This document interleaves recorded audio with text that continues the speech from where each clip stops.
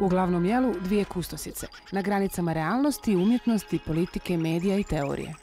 So, hello, my name is Claire. I'm Claire Stebler. I'm from Paris. I'm working as a curator in Palais de Tokyo since 2002.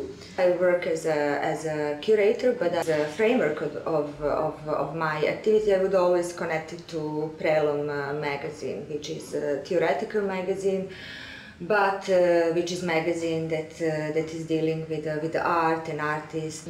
This project that we are going to talk about, called No More Reality, started actually in January 2005 at Sion Magazine, which is a free magazine.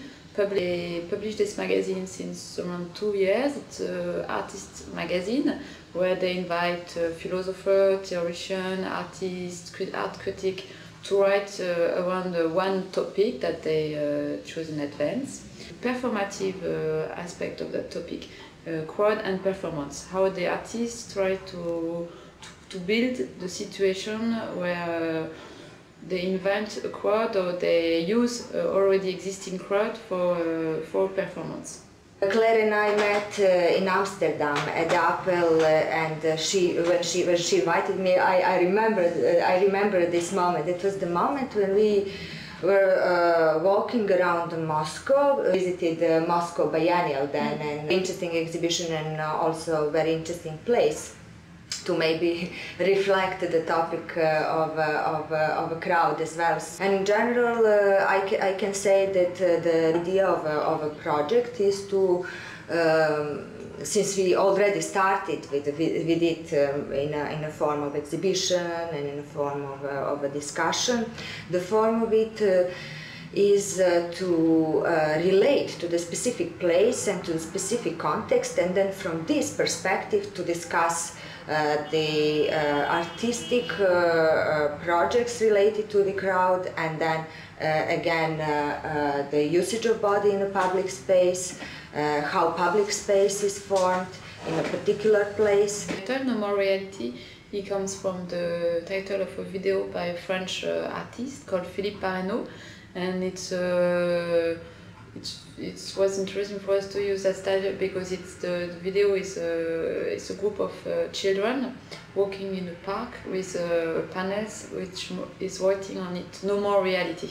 So there is a kind of poetic, absurd aspect or spirit in that video, and we wanted to connect it from this this question of reality and what is real today.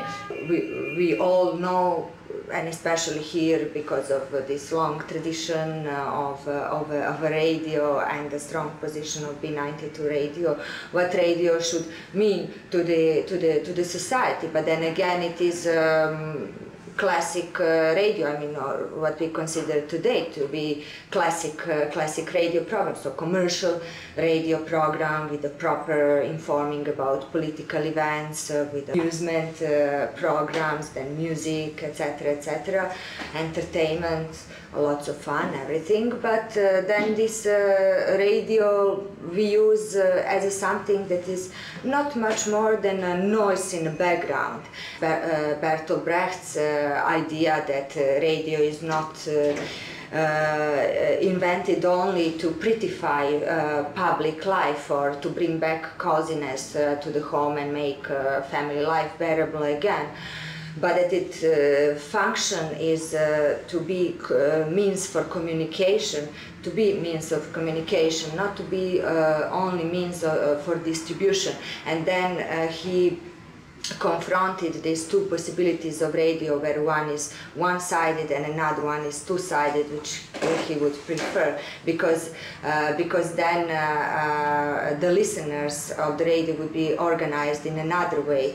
They could be organized as suppliers, and radio should not supply business anymore. So this early text, dating from 32nd year, is still very much important for how should we think about radio, not only about radio, but how should we think about media in general. So in a way, would be interesting to exchange perspectives and exchange two concrete historical and social and artistic, etc. context.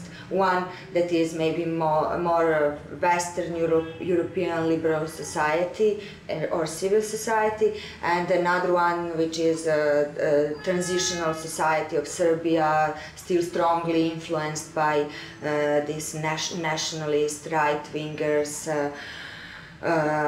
political streams that are strongly influencing not only daily politics and not only cultural production and not only intellectual production, but also lifestyles. Yeah. Because there is a huge amount of documentaries today in the art world, and this is, in one hand, this is very criticized, but then again, of course, you can easily defend this from the critique. Should really think about documentary representation and how you would differ your own report, because documentary is always connected to the certain report, to the certain reality that is different from what journalists are saying, from what is like professionalist doxa of timeless objectivity, reliability, etc., and bring information in another way. But how you will do that, I think, is always very important in the art. Yeah.